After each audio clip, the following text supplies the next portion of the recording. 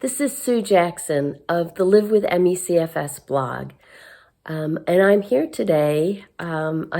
First of all, apologies because it's been a long time since I've put a chronic illness video up on my channel. And the reason for that is I've had COVID, and I still do.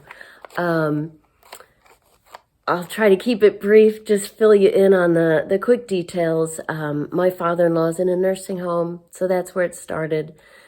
We were all visiting him every single day, so my son and I both got it.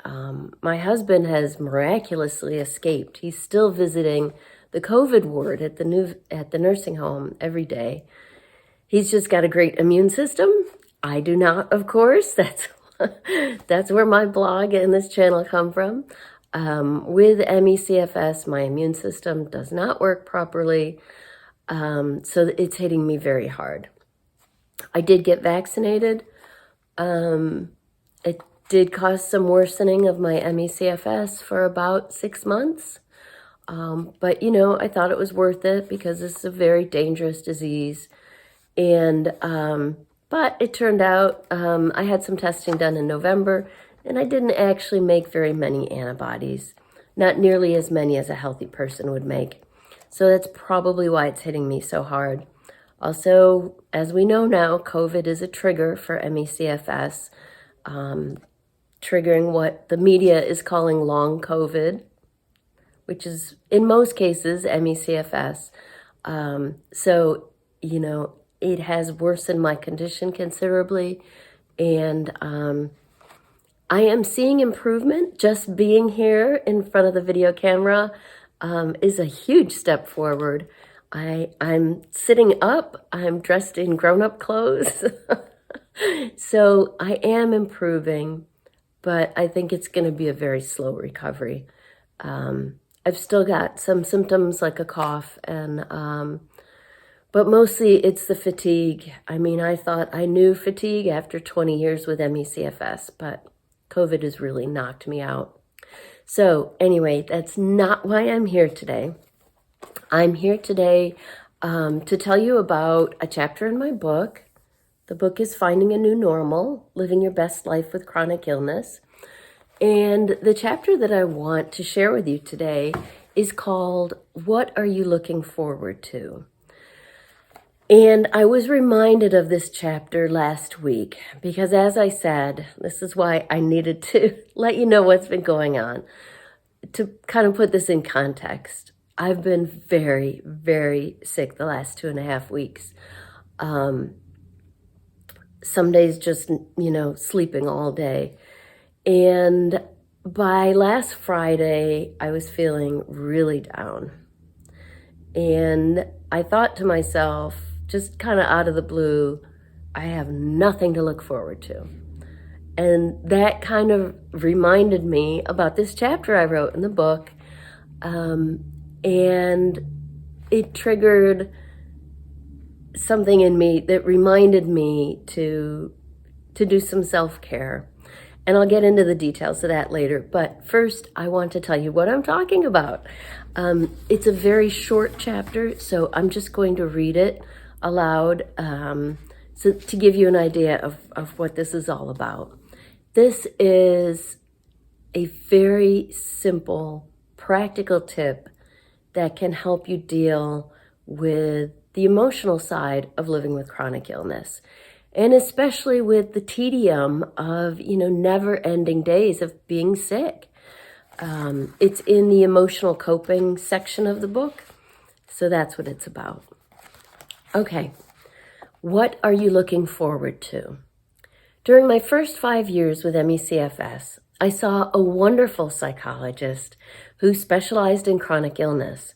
Her favorite question, often asked of me at every single visit, was, what are you looking forward to?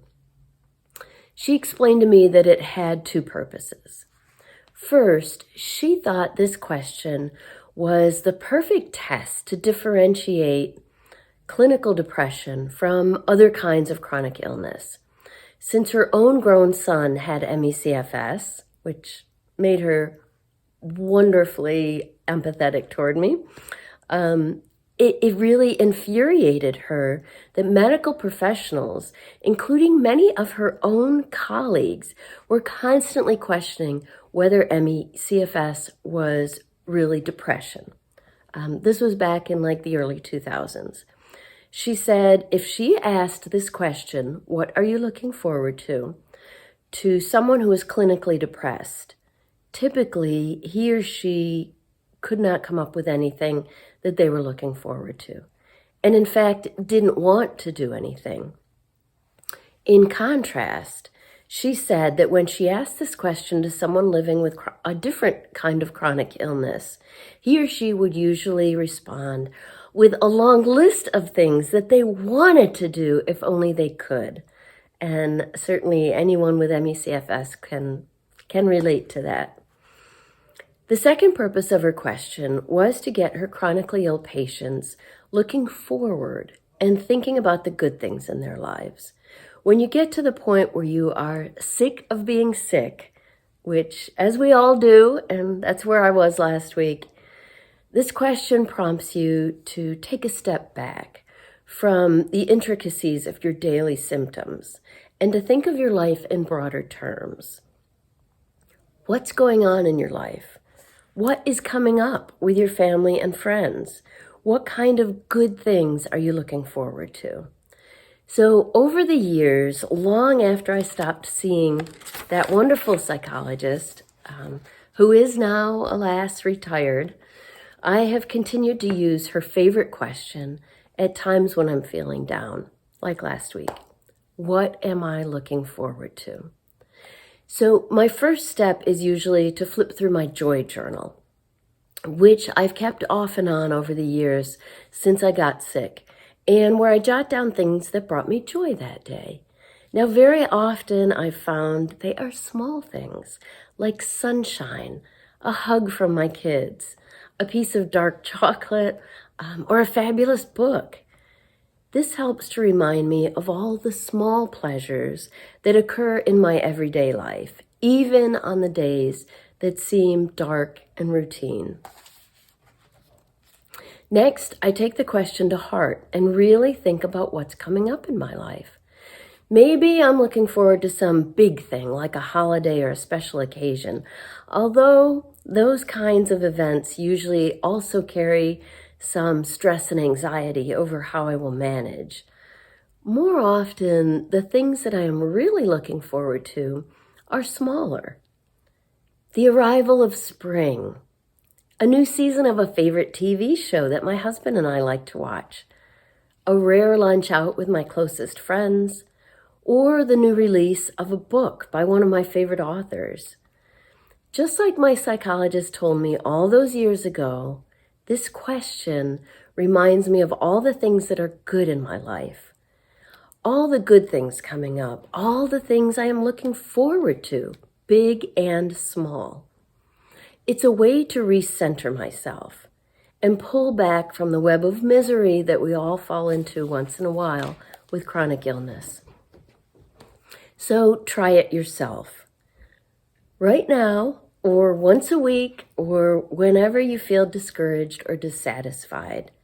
If you truly can't think of anything you are looking forward to, then take my psychologist's words to heart and consider seeing a professional.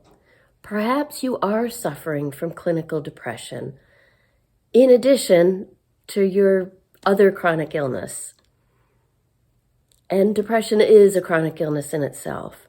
If you are too ill to leave the house, or right now don't want to get exposed, consider contacting an online counselor specializing in chronic illness who can work with you via phone or video chat. And there are so many of these available now. It's one good thing that came of COVID. The world has come to our doors, and counseling is one of those areas. For most people with chronic illness, though, this simple exercise will help you to remember the little things that make you happy, to be grateful for what you have, and to remind you of the things you are looking forward to. If you're still feeling down, take concrete steps to remedy that. Act on some of those small joys. Make yourself a cup of your favorite tea, Watch a show or a movie that is uplifting or funny. Or lie in a chair out on your deck or in your yard, or even just open a window. Look up at the sky, listen to the birds, and tune into nature. Before you know it, your spirits will be lifted. So think about it. What are you looking forward to? So as I said, this came to mind last week when I literally found myself saying, I have nothing to look forward to. The sick days since I got COVID were really piling up. I was really getting discouraged. But just thinking to myself, I have nothing to look forward to, reminded me of this lesson that I learned so long ago from that wonderful psychologist. And I asked myself, okay, what am I looking forward to? There must be something. And, you know, the sick days, like I said, some days I couldn't get out of bed at all. I was just sleeping and eating, basically. And I thought, you know, there's not a lot I can do right now. But I thought, what would give me something to look forward to? And I took steps to do that. In this case, because it was a Friday, I thought, we're going to order pizza and wings for dinner tomorrow night and watch a movie. Now, this might seem really trivial to you, but, you know, in the midst of every day feeling the same, it really was something to look forward to. And, of course, my husband was fully on board with the idea. So the next night, Saturday, no cooking, no dishes. We ordered pizza and wings, which we hadn't had in a long time. There's a lot of things about pizza that I really shouldn't be eating. That's why it's a treat.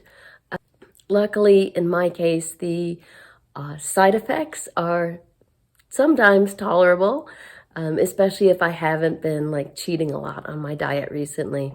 So we ordered our pizza and wings. We picked out a movie online. We watched Finch on Apple TV, which was very entertaining, just what we needed. We pigged out and enjoyed our junk food, and it really did lift my spirits.